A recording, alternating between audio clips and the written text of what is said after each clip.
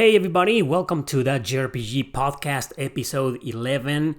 Today we've got a very popular game that the consensus favors a lot. This is one of the considered already as one of the best action JRPGs of all time. Everybody loves it. It's hard to find people who hate this game. It's a masterpiece. It's the one that pretty much made the series popular. And I'm pretty sure most of you has played it or at least has finished it, or at the very least has heard about it. You know about it. It's almost impossible to find people who don't know this game already. And of course, I'm talking about Virtual Highlight on the Sega Saturn. Super beloved and popular game, like I mentioned. Hard to find people who dislike this game. So yeah, you played it, and it's an exclusive to the Sega Saturn. So of course. Imagine. Everybody has that console. Who doesn't? Even your grandma has that console. It's the second best video game system of all time. No, actually the third one, the Nintendo Switch, surpassed the Sega Saturn quite recently. The first place is still held by the PlayStation 2. Well, the third place is nowadays held by the Sega Saturn. And Virtual Highlight was the best-selling video game on that console. I think it sold over 30 or 35 million copies worldwide. Wow, I mean, that's impressive. So that's going to be today's episode of the JRPG podcast, to focus on the best... Well, it is what I consider to be the best action RPG of all time. Not just JRPG, RPG. Like, nothing comes close. The Witcher 3, the Tales series, the Star Ocean series. No, nothing comes even close. Virtual fucking Highlight. And that's the podcast. And of course, kidding. It's obviously, you read in the title that this episode is about Ys VIII, Lacrimosa of Dana. And I want to remind you that I played the original PS4 version and the PS Vita version. The PS Vita version I played for like 15 hours. And the PlayStation 4 version, that's the one that I beat live. You can find my full playthrough live of that game that I did 6 years ago. In fact, since it's been 6 years since I beat that game, I wanted to dedicate this 11th episode to that game. It was either that or Ys IX, but I was like, man, I think I like Ys IX a little bit more, but I just couldn't skip 8. I felt like I had to do Ys VIII first, and then maybe some other day I'll do 9. But for now, let's do 8.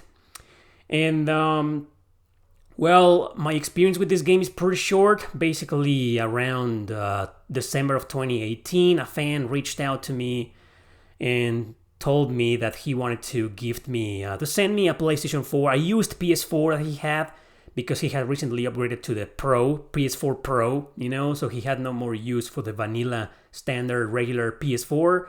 So he decided to send it to me as a gift, and I didn't know he was also going to send Ys VIII, a copy of Ys VIII. So when I opened when I unboxed the PlayStation 4, I saw a copy of Ys VIII, and it was awesome. I made an entire video of that. If you want to check it out, it's there. So it was awesome, awesome fan. And his name is Jason. I haven't seen the guy in a long time. He used to do super chats in my live streams every now and then. But I haven't seen that guy in a long time. I don't know what happened. I don't even know if the guy's still a fan, or if he fucking hates me. I don't know, but hopefully if he's still listening, if he by some reason still watches my channel and are still listening to this podcast, thank you again. I will always treasure that memory. So that's my story. So I played the game and I decided to make it my first playthrough live, not because Jason didn't request anything of that. It was my decision. It was like, man, I gotta do a full playthrough of something, and I was so excited because I had just gotten the PS4 and Ys VIII was there. So yeah, so I played Ys VIII. Coincidentally, I was in my 14 or 15th hour on the PS Vita. So when I saw the PS4, I was like, dude, what do I do? I know there's like cross. I don't know, what was that fucking thing called? You could continue from your PS Vita original copy or something on your PS4, something like that. I don't even remember the term, but it couldn't be possible because my PS Vita was hacked and I was playing a ROM of Ys VIII. Okay, so Yeah, I had to restart Ys VIII from the very beginning live on the PlayStation 4, and that's my story. So, if you want to know, there's a little review that I did on Ys VIII, and in that very same video, I talked about the live stream experience. What was it like to do a full playthrough live for the very first time in my existence, in my life? So that video is really old. It's from 2019. If you want to check it out, it's still there. You can watch it, no problem. So now, what's this game about? Well, I think a lot of people already know that this is about adult Christine and, as usual, his friend Doggy traveling together in a ship from one place to the other, and all of a sudden a kraken appears, destroys the ship, and leaves several survivors, including Adol and Doggy, stranded on a desert island, huge island. And well, when I say huge, I want to emphasize that because the whole game is about exploring the entire island. So the island itself could be pretty much its own country, its own nation, its own whatever. And it turns out it was. And I'm not spoiling anything, don't worry. This is something that it's revealed during the first hours of the game. And there's something about the island. There's so much mystery to it. So of course the island is not exactly uninhabited. It's not exactly a desert island. And the story goes on from there. But another interesting, big, important part of the story is that this is like, man, I'm a huge fan of Suikoden. So I'm sorry if I make so many fucking Suikoden references. But just like in the Suikoden series, it's about recruiting characters to your camp. Because they start a camp, the captain of the ship, Adol, Doggy, and like 2 or 3 other survivors, including Laxia. They start like a base of operations in the middle of a beach. In a cave or something, And they start like some improvised headquarters. And one of the missions of the game, one of the main missions, is to find as many survivors. The game does not make it does make it about that, but it isn't mandatory to recruit every single one of them and save every single one of them. You can just focus on the main story and just go on and exit the island or go somewhere else. Exit the island. Exit the camp and explore the island, and then eventually beat the final boss, get your ending, and blah, blah, blah. Okay, you don't have to recruit all characters. But on my first playthrough, I recruited every single one of them because I'm a Suikoden fanboy. Okay, so every game that is like that, I can't help it. It's like Skies of Arcadia. It's like, dude, I get OCD if I don't recruit all of them. Okay, so yeah, it's going to surprise you that I ended up doing a lot of side quests in this game, but only those. There were other types of side quests, but we'll get to that in the gameplay section of this episode. But I just wanted to point that out, that it's kind of rare in me, I know, to do a lot of extra content in a JRPG, especially since I became a YouTuber. All right, so that's basically the gist of the story.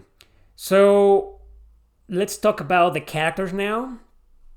We got 6 playable characters. You can switch between them at any time, but you can only take 3 with you. That's been the formula since Ys VII, and then we saw the same formula in the remake of Ys IV called The Memories of Celceta on the PS Vita, and then remastered on PS4, and I think it's also on Steam.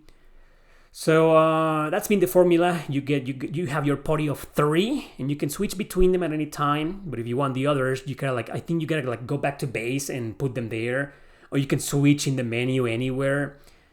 But you have your 3 party members, okay, active. But you got 6 in this game, and like I said, you can only switch between 3. So, starting off with Adol, there's not that much to say about a character that is silent, that barely has any personality, and what little personality he has comes in decision making. Like in the Persona series, when your character is silent as well, or Suikoden even, and then you make decisions, and that's it. Adol does in some games, like Ys X is a perfect example. He may say something every now and then. He has, 5% of dialogue. And then in the original version of Ys III on the Super Nintendo, TurboGrafx, Genesis, he actually speaks like a normal person, like a normal character, during the intros, and he talks to people in town. So I think that's the only Ys game in existence where Adol talks, and he's your average dude in that game. But I don't want to base my opinion of Adol based on his personality of Ys VIII, because it isn't about that, you know. This is about his personality on Ys VIII, and unfortunately, you know, he's a completely silent protagonist that maybe says two fucking things in the entire game, and most of his dialogue is based on decisions that change. They don't really change that much the story. They just change your relationship with the characters and shit like that. But I feel like 90% of the decisions you make in the Ys games are like irrelevant. Maybe they're just there to mold Adol's personality a little bit. But in the end, at the end of the game, he's just the same guy in every fucking game, you know?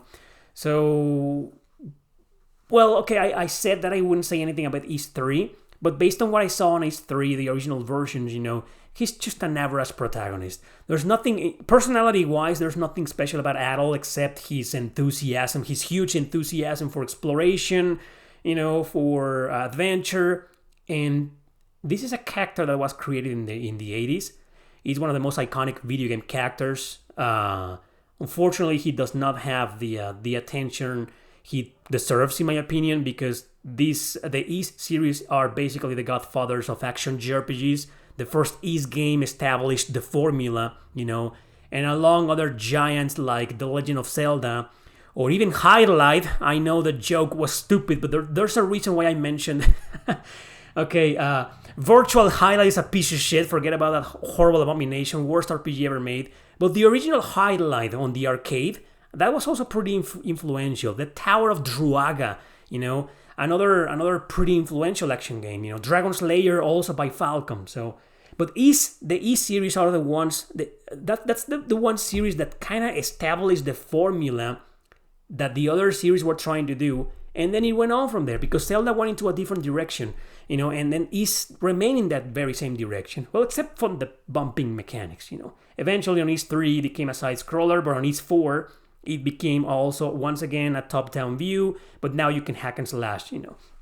So I think why am I mentioning this is because I think Adol is a very important character because he clearly represents. I know there's a lot of JRPG characters like him, but to me Adol represents that. I mean, Adol represents us.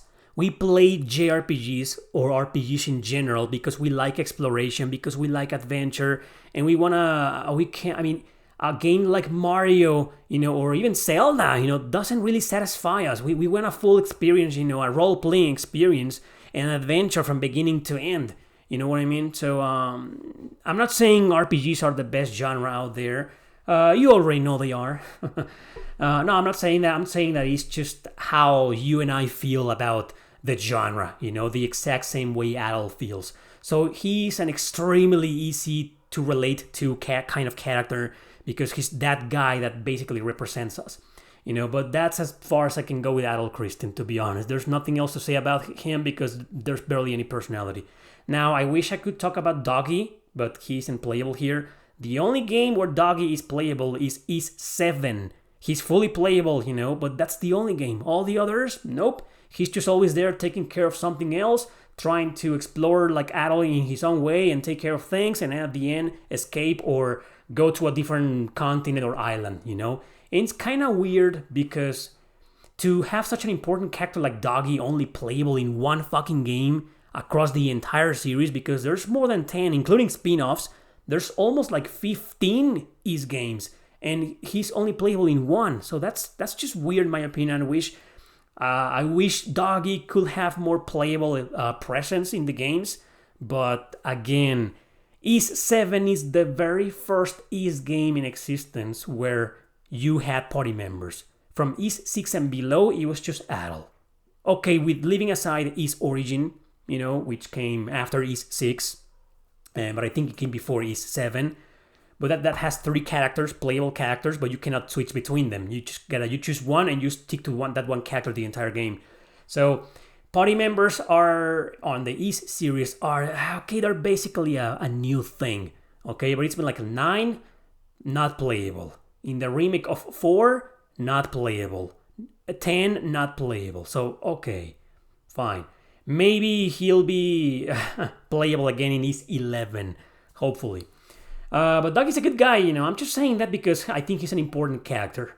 But I just want to clarify that I'm not the biggest fan of Doggy. I like the guy. He's okay, but he's oh, sorry about that. So he's like, I'm not gonna say generic, but he's interesting in his own way. And if you want to learn more about Doggy, I think the best game is Ys VIII, or the remake, the Odin Felgana. Actually, the Odin Felgana was remastered recently, this month or last month, in case you're listening to this podcast on February. So yeah, check that game out. And Doggy has a lot of story, because you visit his hometown and everything is explained to you about this guy and who he is and blah blah blah. So he's an interesting character, but he's not, I don't resent that much that he's not playable, you know what I mean? I just think he should be, because he's such an important character. But in Ys VIII, today's game in question, he's not playable, but he also takes an important role. You got the captain, okay? Another NPC, he's not playable, But Doggy seems to take the responsibility, or like the second in command, He becomes pretty much the second in command of organizing the base, the campsite, the headquarters, and also help locating the other survivors, And it's interesting, that despite not being playable, he has such an important role in most Ys games, and Ys VIII is no exception. Okay, so now on to the rest of the playable characters. Dana is kind of hard to explain without spoilers, so I'm going to leave my spoil. Oh, and oh boy, I have a lot to say about her, including the spoilers, so let's just leave that for the spoilers section. I always do the spoilers until the very end, and of course I'll let you know. But just real quick, without spoiling anything, she's a beautiful protagonist, and I say protagonist because she's basically a co-protagonist. I won't explain why until the end. But she's a very interesting character. She's one of the most beloved characters across the Ys series, and I kind of agree. She's one of my favorites. I wouldn't say my favorite, but she's one of my favorite female characters in the Ys series. I'll explain later why. And, well, yeah, there's I can't talk about her without spoiling her whole arc, because what I think about her personality has a lot to do with spoilers and things that happen in the game. So let's just leave Dana for last, until the spoiler section. Sorry guys, but she's an awesome character. Moving on to Laxia. Laxia is I love Laxia, and I never took her out of my party. I beat the final boss with Laxia in my party. That's how much I liked her. But as a unit, she was a bit of a pain in the ass to control, because she uses a rapier as a weapon, and she doesn't hack and slash. She's just a piercing type of unit, and it's kind of hard to enjoy that. While you have a character like Adol that does all the hack and slash we're used to in regular adventure hack and slash games, So I always find it better to use Adol in all the Ys games with party members. Adol is usually my favorite controllable or playable character. But there's been some exceptions. In 9, for example, Doll was my favorite character in the game, personality-wise, and also unit-wise, playable-wise, But usually in the others, for example, in Ys X, Kargia, I loved her personality, but in terms of playable, no. Just no. I controlled Adol almost the entire game. Okay, so in this game, it's the same, But obviously, unlike Ys X, which is very fucking different, this is another game that follows the Ys VIII, Ys VII formula, also carrying over in Ys IX and Celceta, where every character has, well, they're strong against certain type of enemies, so you gotta be switching between them at all times. But we'll get to that later. But I want to mention that because I kept Laxia in my party because I liked her a lot, even though she can be a bit of a bitch. And, well, she's a noble, right? She's a noble, and she has this tsundere stereotype that she's always kind of angry and edgy, and kind of noble, kind of like arrogant a little bit. Like, how can I be with these fucking peasants? That kind of girl. But also this is a cliche we've seen a million times in anime and JRPGs. She's also the kind of girl that very slowly starts like breaking away from her shell, from her arrogant, uptight shell, So she starts like exiting that, getting away from that, and being a little bit more sociable and friendly and adapting to the circumstances. So even though it's a huge, massive cliche in anime and JRPGs, I find her very interesting, and I really like that character because, let's face it, nobody likes a character like Laxia in real life. Everybody hates people like that. So to see them, kind of empathizing with the other characters and trying to break out of that, and be a little bit more, well, apart from empathetic, being a little bit more reasonable and intelligent, and wise. That's the word. Becoming wiser, because of her circumstances and because of the relationship with the other characters. That's just something interesting to see, at least for me, That's why it's such a big cliche, maybe, because a lot of people like that. So, and I'm one of those. So I like Laxia, and plus, she's super hot. And they made sure to emphasize her ass, of course, with that those tight shorts, super tight shorts. She obviously has a killer body, like 9 out of 10 anime girls. Oh yeah, not all of them. I'll talk about Dana in a bit. Dana is pretty flat. She has her charm, and I love her, and she's super sexy, but let's face it, she's flat compared to Laxia. That's all I wanted to say. So not every girl, not every anime girl has huge tits and ass, And Laxia is normal. It's not like she has like super huge tits and ass. I don't fucking know. So she looks like, I don't know, like wow, right? So I like Laxia a lot, and I like her character development. Now, who's next? Sahad.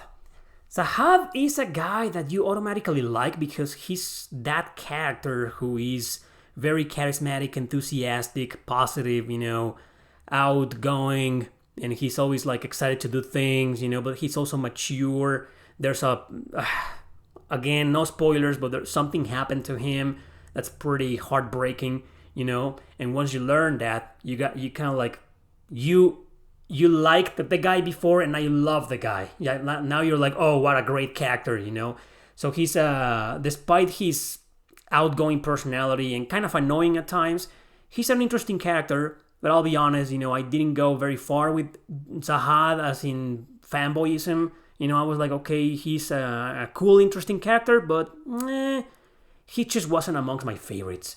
But I guess that's because... maybe because I can't relate to Sahad in certain areas, because he's like the opposite of what I am, in terms of lifestyle. Maybe not in terms of personality. I think I'm opposite in terms of personality, but not that much. But in terms of lifestyle, I'm like the complete opposite, And also, he's a family guy, and I don't have any kids or wife, so I couldn't relate to this guy. But, great character. Next is Hummel. Hummel is the edgelord, but not really. He comes off, during the first conversations the characters have with him, he comes as an edgelord, but not really, because he's not angry. He's super serious, of course, but he's more... I feel like Falcom knew that the writers of this game knew that the edgelord is a huge cliche, and maybe they didn't like that cliche that much, so to break a little bit away from the cliche, they brought in another cliche. So... Hummel is like sometimes the guy who's just quiet but knows a lot and is experienced and like acts like a grown-up, an adult and reasonable and shit. But on the other hand, he's like a little bit edgy, quiet, keeps to himself, but he's not really the edgelord, like the angry type or the you know what I mean, right? So he's not that type of person. So it's an interesting character because he comes off at the beginning. When I found this guy, he was like, I was like, he's the fucking edgelord, but nope, he's not. He's an okay guy, but because he's not an edgelord, he doesn't seem to get the best development in the game. In fact, the only development he gets is that he starts speaking more and more, and his personality, he doesn't start being outgoing, like obviously not, but he starts like opening up a little bit, and eventually tells you about his problems and his life and his past and blah blah blah, but he doesn't make that a big deal personality wise. So what I'm trying to say is that this is a character that, in my opinion, gets the worst character development in the game, or almost a non-existent character development, And I wasn't upset because of that, no problem. He's still an interesting character, but let's just say that Hummel wasn't one of my favorites, but he wasn't also one of my least favorites. Okay, he's okay.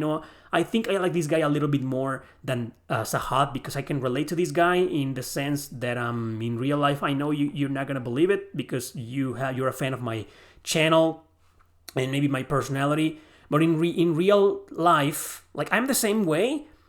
But for the longest time, I was a pretty quiet guy that always kept to himself, and always try to play it cool like Hummel does. So I relate to this guy a lot, and the guy's a loner. And I know I'm very charismatic and outgoing and whatever, but in real life, I barely have any friends. So I relate to that. So I like Hummel, but he wasn't like, wow, great fucking character. Nah. It's just Dana and Laxia steal the whole show, man. The girls do steal the whole show. There's been some other JRPGs or other Ys games where some of the guys are like very interesting and like, man, this guy was an interesting character. But in Ys VIII, I feel like the girls, in my opinion, steal the whole show. They completely overshadow Sahad and Hummel. And finally, we got Ricotta. She's the lolly. She's, I don't know, the classic girl that's a bit sexy, and it makes me uncomfortable, to be honest, but that's fucking Japan for you. They're okay with like girls that look 11 and are supposedly 15 or something. I don't even know, but she acts like a little girl, I like Ricotta because she's like a really young and also female version of Sahad. But honestly, it's like the same fucking character. No, they're not. Okay, but she's like, I don't know. I'm not into these types of characters. I usually dislike them, but Ricotta, I'm okay. She was funny. The game makes you care about her, and I like how she tries to grow up, which is the case with most kid characters in JRPGs or pubert characters. In JRPGs, they're all like that. They try to be like, don't treat me like a kid, and stuff like that. So, but she's very enthusiastic. She's a little bit over the top, which also makes her more charming. I prefer, if I'm gonna get a kid, I don't want her to be like super fucking annoying, but I also don't want her to be like an emo type of kid. That's also a big cliche. And I like some emo kids in JRPGs and anime. But nowadays, I feel like for the past several years, I'm like, oh my god, no, I'm tired of this shit. But Ricotta is fine. She grows on you. It doesn't take long for her to grow on you. And eventually, you become her fan, So I'm okay with Ricotta. I like the character development she gets, but it's all about, trying to outgrow her childish nature and be a little bit more mature, but never forgetting that she's still a kid. So I like that. Okay, she's a cool character, but there's not that much for me to say about her. She wasn't one of my favorites. Okay, like I said before, it's just Laxia and Dana. They just fucking steal the whole show. At least they did for me. So we're done with the characters. There's way more characters, like the captain. Like, I don't fucking know, man. There's like a million of those characters. See if I can tell you some of my favorites just real quick without talking about them because they are non-playable. Kathleen, of course, she's, oh my god, and of course, because of the cleavage, but she looks so badass. I think she's the blacksmith in the game. You recruit her and she becomes a blacksmith, but man, you look at this character and you're like, why the fuck wasn't she a playable character? That would have been fucking awesome. She needs to be playable in some game. And yeah, there are like Dina, for example. She's kind of like dumb, but she's super sexualized. So yeah, she's a sight for sore eyes. And then Miralda, and I don't remember that much, but... Oh yeah, the girl from Celceta is here, Griselda. She's a very important character in Memories of Celceta, and she's also a recruitable character here. But yeah, cool characters. The captain himself is super cool. But I have something to say about the captain, but we'll leave that for the spoiler section. We're done with the characters. Gameplay. Well, holy shit. I think a lot of you people play this game. Well, let me rephrase that. I think a lot of you people, this was your first Ys game. You probably got into the series thanks to this. Or maybe it was your second game. Well, it wasn't my first one.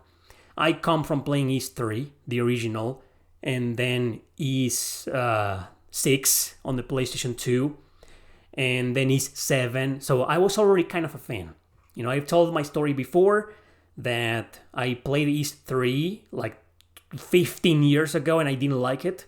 And then I played the Ark of Napishtim, which is Ys VI on the PS2. Some years later, I didn't like it. I like it nowadays because I'm a fan of the series. But back then I was like, no, fuck this game, I don't care. And then eventually I got into Ys VII, which was like 12 years ago-ish, and then that's when I became a fan. So when Ys VIII was announced, I was looking forward to it. And when it came out, I was like, oh man, I can't wait to play it. And when I did, it blew me the fuck away. Like it probably blew away a lot of you. So why am I telling you this? Is because if you've never played an Ys game before this one, and this was your first, you're probably not going to feel the same way I did, or a lot of people who play the others before, or some of the others before. But to us, maybe to you it was normal, but to us it was a big deal that while the game is not an open world by any means, you kind of have a lot of freedom to explore. Kind of like Shin Megami Tensei 5, that you have these semi-small open world mechanics that you're free to explore till your heart's content, but you'll always reach that roadblock. Unlike open world games, you can just go wherever you want. But on Ys 10 or Ys 8, eventually you reach a dead end or a roadblock, and to advance, you gotta progress with the story. Okay, usually it's done by a mount or a rock or something that the crew. Some of the characters you recruit, and including your adult Christian, they gotta find a way to break so you can go. So that's really interesting. And I'm sorry for the spoiler, but I have to mention nothing story-wise, don't worry, but just gameplay-wise. But I think you already know, even if you haven't played the game, you already know this is a game with 2 playable characters, right? I mean, well, actually 6 playable characters, but you got 2 protagonists. So eventually, after several hours into the game, you start controlling Dana. And Dana seems to live in a place that's populated, that's not deserted, in an area that's a big deal, a big city, and stuff like that. There's a lot of people living there. That's all I'm going to say to avoid spoilers. But gameplay-wise, I found that idea awesome. And I think it sat well with a lot of people, even the people who usually complain about multiple protagonists. Because I've seen some people bitching about games like Grow Lancer 5. Well, only has 1 protagonist, but you gotta do 4 chapters, and each chapter lasts for 3 or 4 hours, and it's a different protagonist each until you get to the 5th chapter, and now you got your real actual main character, the only one, But games like that, games like Suikoden 3, you have 4 main characters in that game, So I've seen some criticism towards those games, but the same people don't dare to criticize Ys VIII because probably they like that better. I don't fucking know. But I want to believe that this was implemented better, You don't spend that much time with Dana. You just do an entire mission and then you're back with Adol to continue with the adventure. And then eventually you get another episode with Dana and a short one. Again, you complete a mission and then you're back with Adol, etc. So maybe it didn't feel like the Yakuza, the Yakuza Infinite Wealth, for example, it's 1 chapter with 1 character, the other one with the other character. Yakuza 0, same, So maybe that upset some people, but I barely see anyone complaining about this gameplay mechanic, And I thought it was awesome because I'm a fucking diehard fan of those types of mechanics. I like my games with multiple protagonists and being able to switch between them and play with their own parties, and missions and stuff like that. I fucking love that. Unlike Star Ocean, the second story, you guys know I'm a diehard before you raise your fucking swords or lances or whatever. I love Star Ocean, the second story, or the Star Ocean series, but it's it doesn't matter. It doesn't really matter that much who you choose. It's 80 or 90% the same game. And I'd rather have a game like Suikoden 3 or Ys VIII where you're forced to switch between multiple protagonists. I like that. I know a lot of people aren't into that, but I like that. So that was one of the highlights of this game for me personally.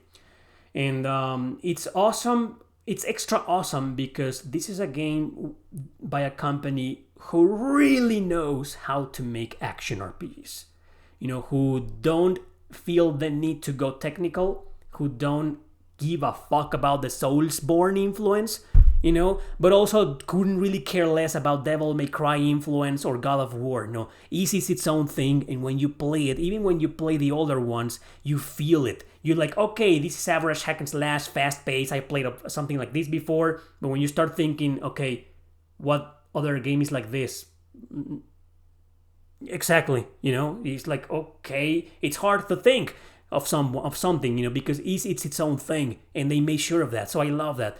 And in Ys VIII, I think it was the epitome of combat and controls. It feels so fucking perfect, including the characters that you don't really like that much, like Laxia. This is why I mentioned Laxia at the beginning, how she controls and how she fights with a rapier. It's because of that, because even playing with Laxia, it's still kind of fun to an extent.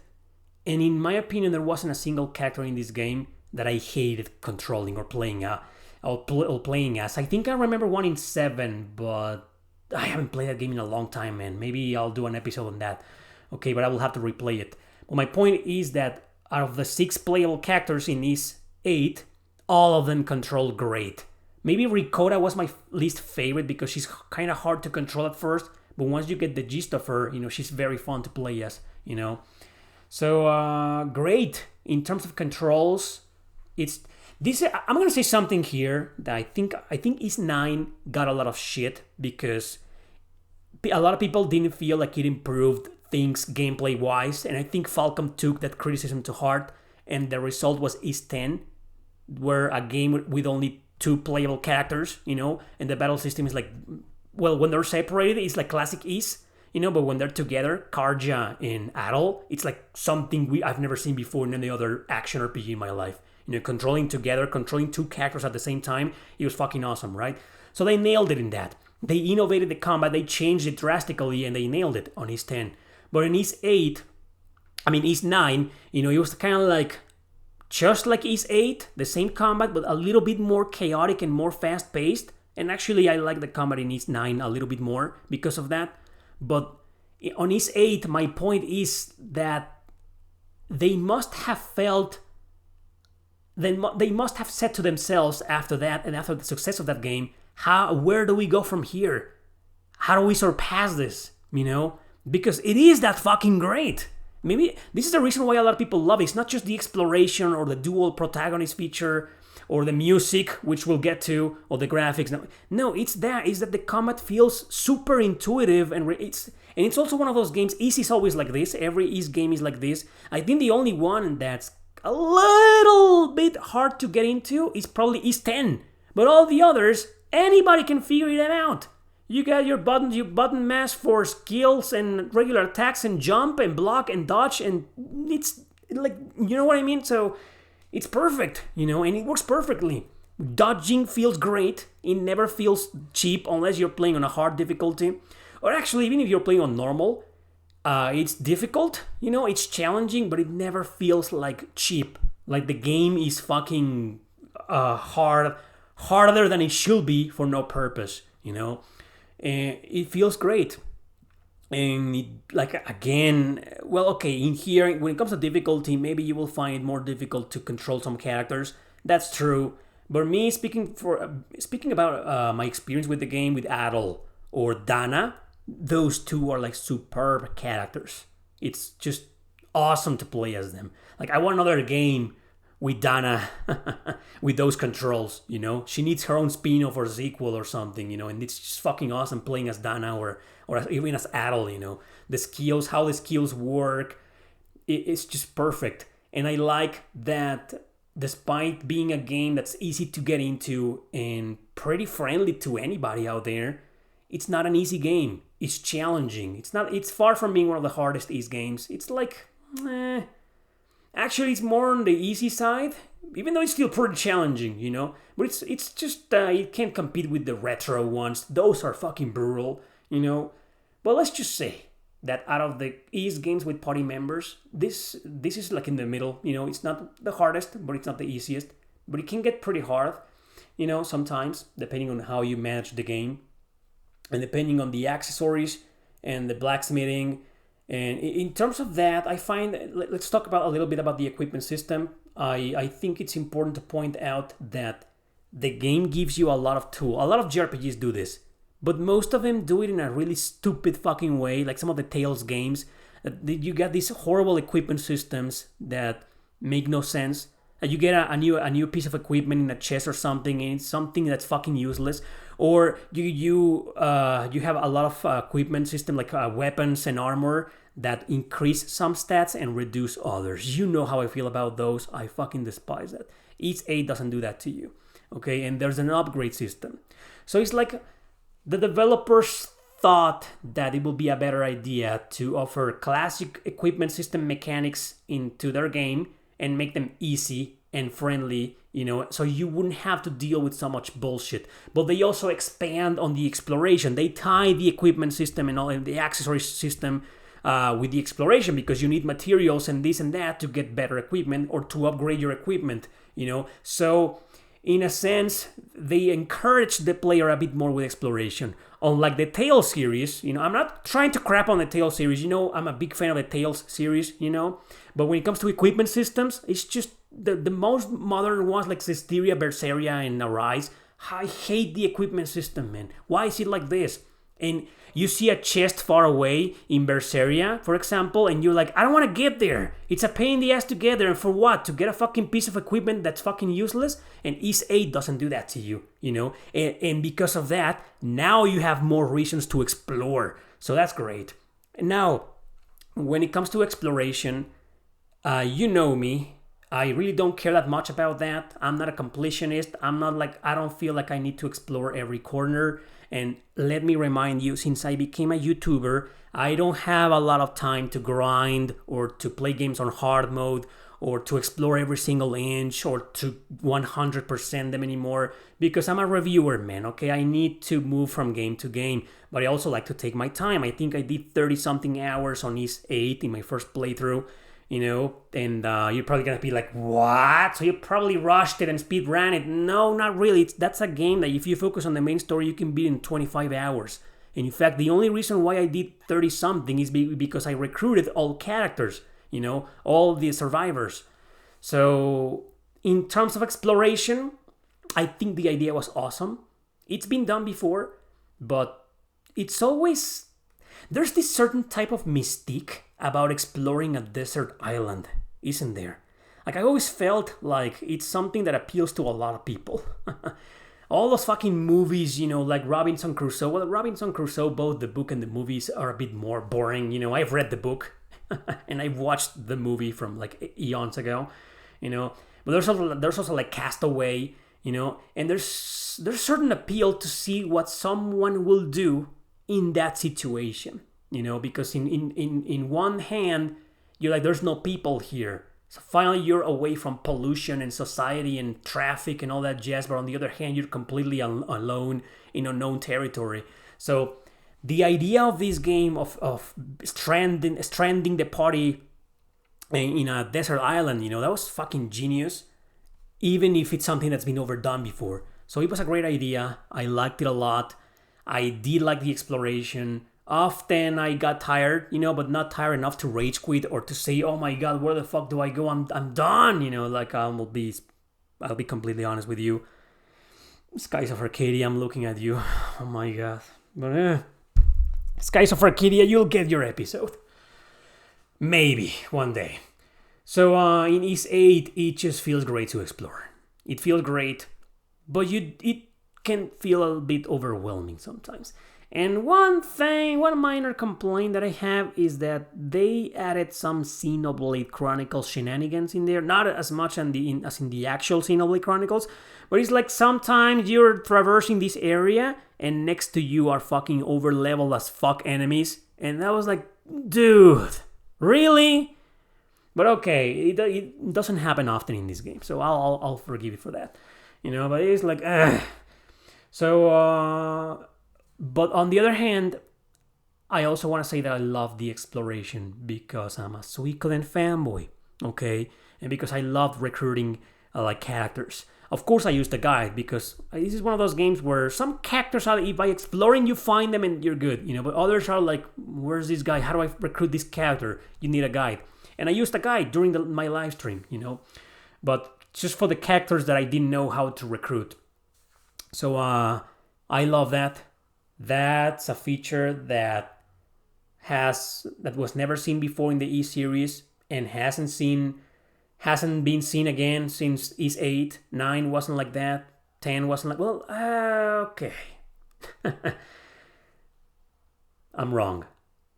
You do have in 9 and 10, but it's not as special as in 8, because in 8, they give you an extra purpose for recruiting them, that you're saving them. Because the whole point of the game is to save all the survivors and get the fuck out of the island. And in the other games, it's like optional. Like, oh, you want this guy in your base? Oh, okay, sure. But what's gonna happen to this character if I don't recruit him or her? Nothing, So it's still cool, But in Ys VIII, it's better because you have that OCD, You're like, oh my, if I don't recruit this character, he's just fucking gonna die, I can't just leave someone stranded on a desert island. So you have a reason, an excuse. So that's what makes the recruitment mechanic in Ys VIII so fucking awesome. So that just adds to the awesomeness of the gameplay mechanics.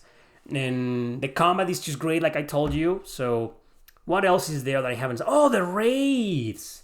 So you have a base, right? And eventually, monsters start approaching your base, and you gotta go back and defend it.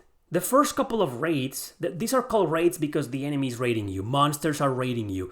They notice you're there, and they want you off the island. They want you dead, okay? So you gotta teleport back with Adel and Potty and help with this raid and fight.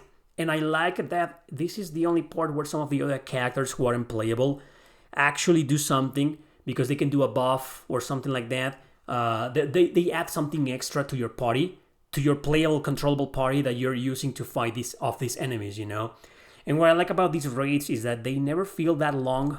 They're difficult, you fight a small horde of enemies, and then another one with an elite monster, and then another one with 2 elite monsters, and then blah, blah, blah, until you get to a boss fight, So Ys IX did the same thing, kind of similar with the Chaos Gates or something, and it was awesome. I love doing that. And I love doing that here on Ys VIII, But I didn't do every single raid. Fortunately, they are an option. They are optional. So there were occasions I remember when I was exploring and I was really into that cave or finishing that dungeon or something and fighting, and I was like, oh, there's a raid, come back.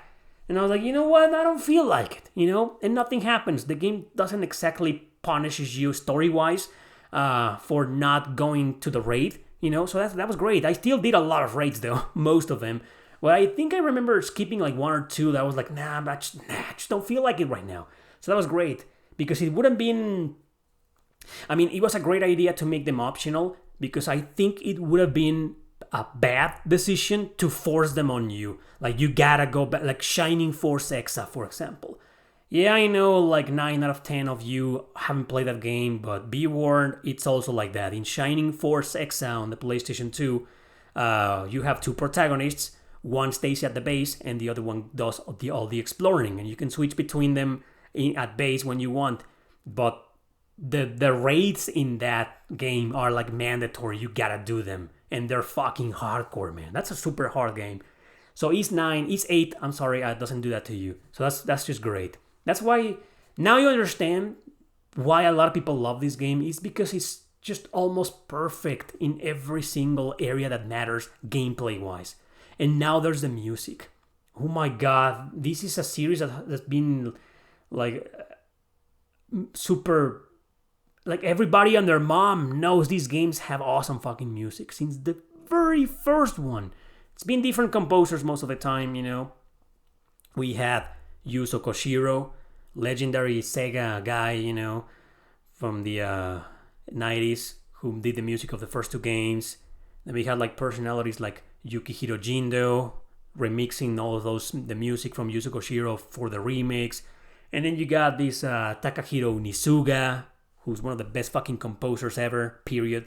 Mitsuo Singa, he's a very polarizing personality and musician. music-wise, but I'm a big fan. I like Mitsuo Singa. You had Hayato Sonora, who usually does the regular themes or the town themes, so I think it's a great team of musicians, and it shows that they all work together and they let each other work. It's not like Hayato Sonora says something to Takahiro Nisuga saying, no, this is too hardcore metal. No, they leave each other be, they respect each other's creativity, and that's how they manage to create these badass fucking soundtracks with a lot of variety, because the Ys series is known for the rock and metal music, right? But they also have a lot of themes that are like regular town, calm, relaxing, chilling music, and it's still fucking amazing, So these are killer soundtracks, and Ys VIII did not disappoint.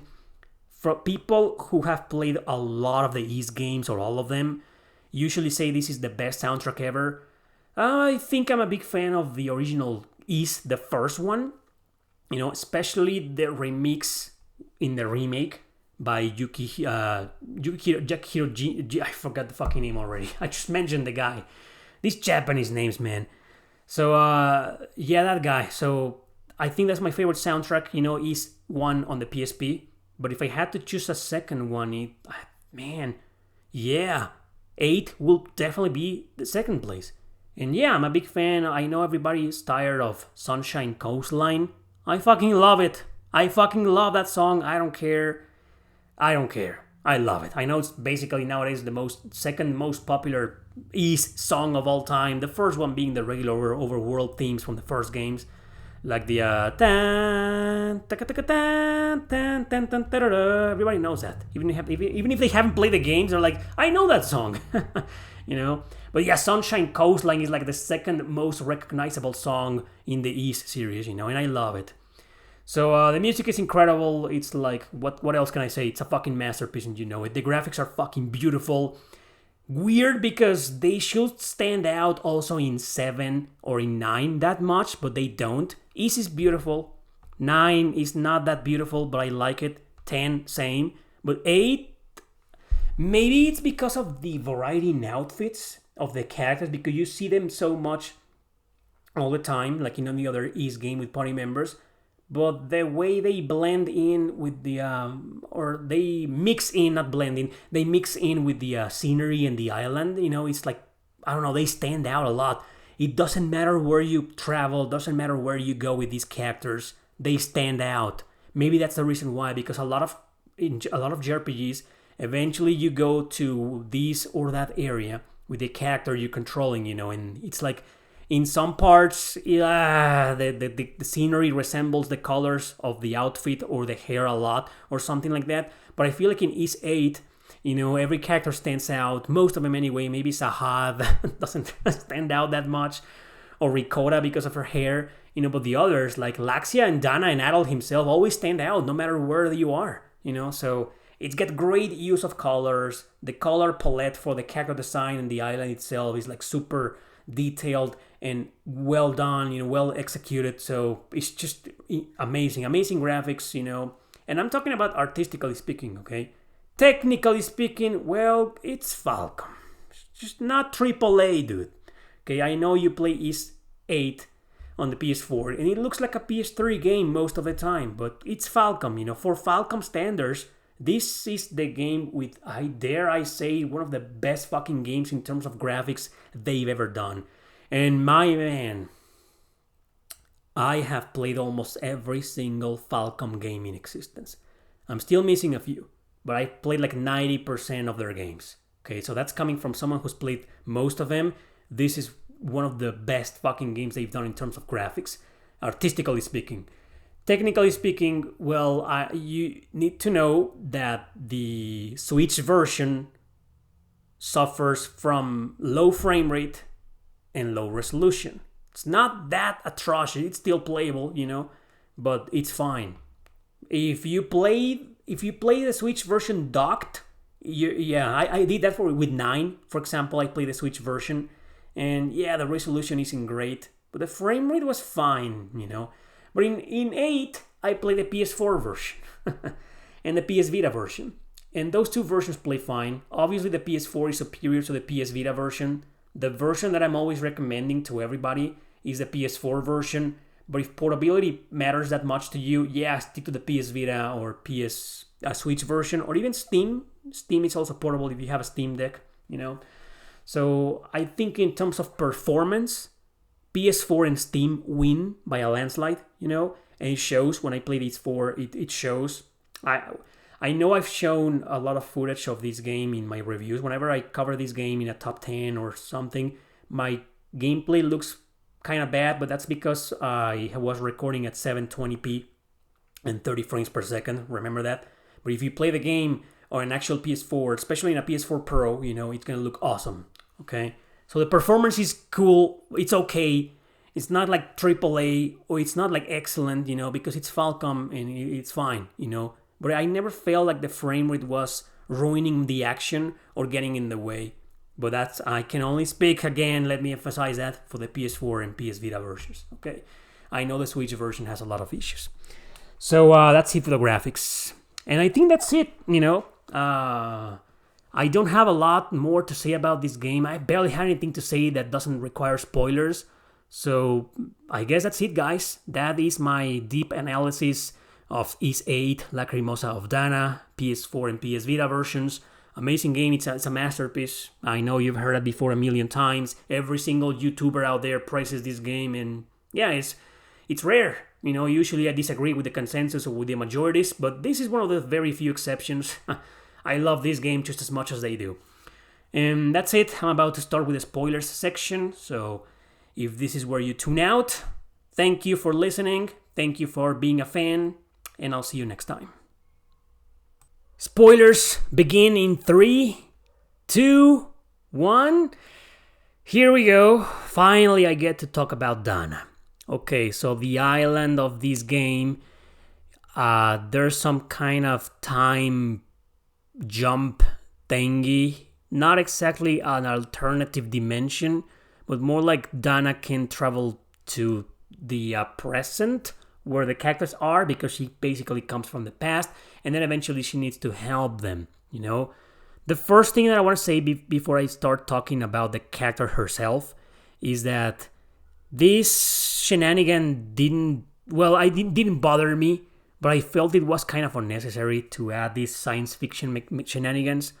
I know it's supposed to be, still science fiction, because the fact that a character can go through time, to the present era, thanks to a mysterious portal or whatever, that's science fiction.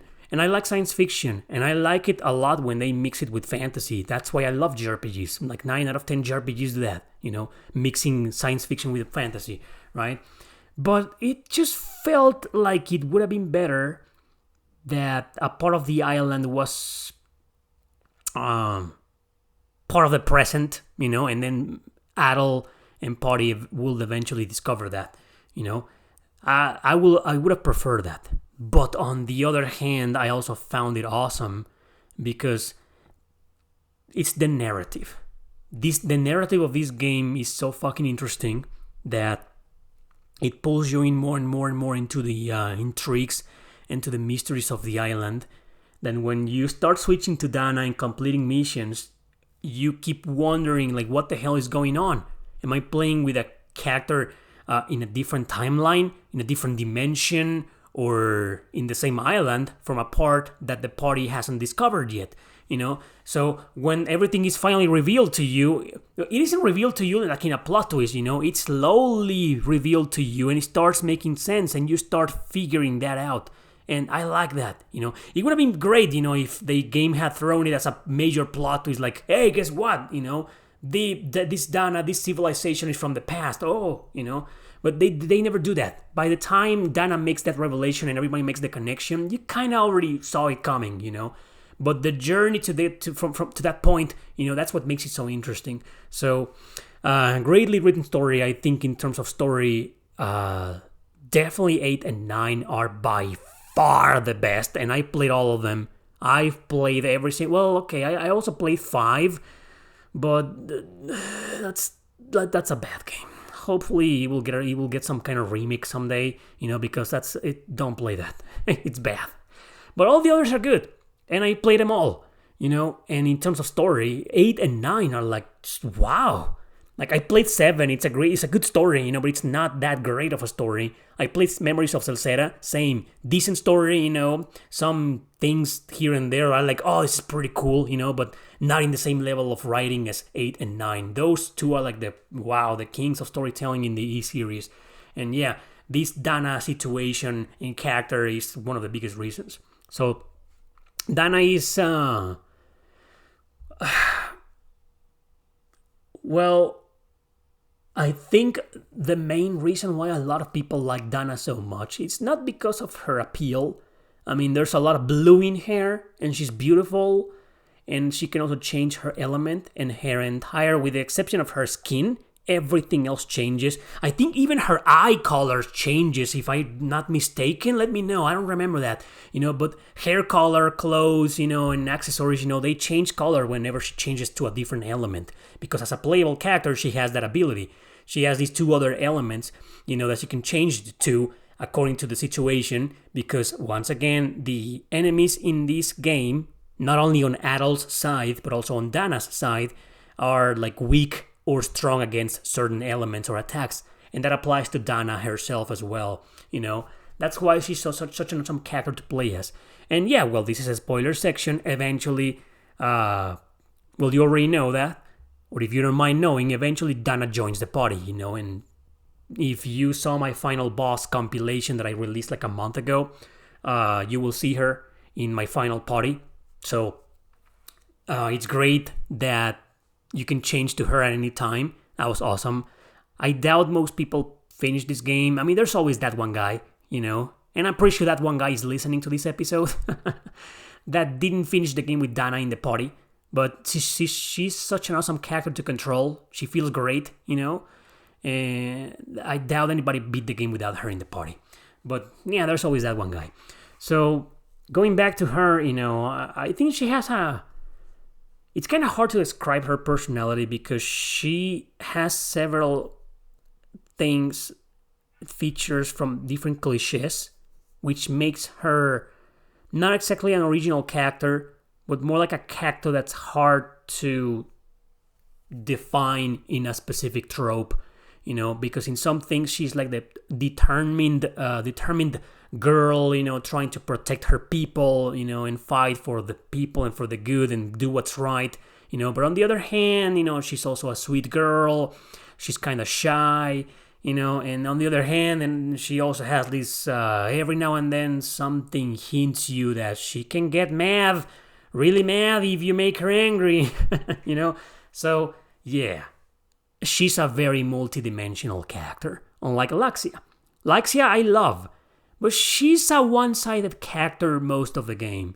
It isn't until like the last several hours when she comes around and she's a little bit more multidimensional, but not really. At the end, she kind of retains some of her initial personality. But Dana, since the very beginning of the game, she's like multidimensional. She's like a more realistic character, you know what I mean? So that makes her more interesting. And the whole mystique of why is she wearing those clothes? Why is she doing this? Who is her people? What's going on? That only adds to her appeal way more. Because not only is she such an interesting character herself, but also there's a lot of mystique written on purpose around her character, So this is one of those occasions where, because there's a lot of JRPGs that you can easily separate character from story, no problem. You're like, oh my god, I hated these characters, but the game still has a great story. Or the other way around.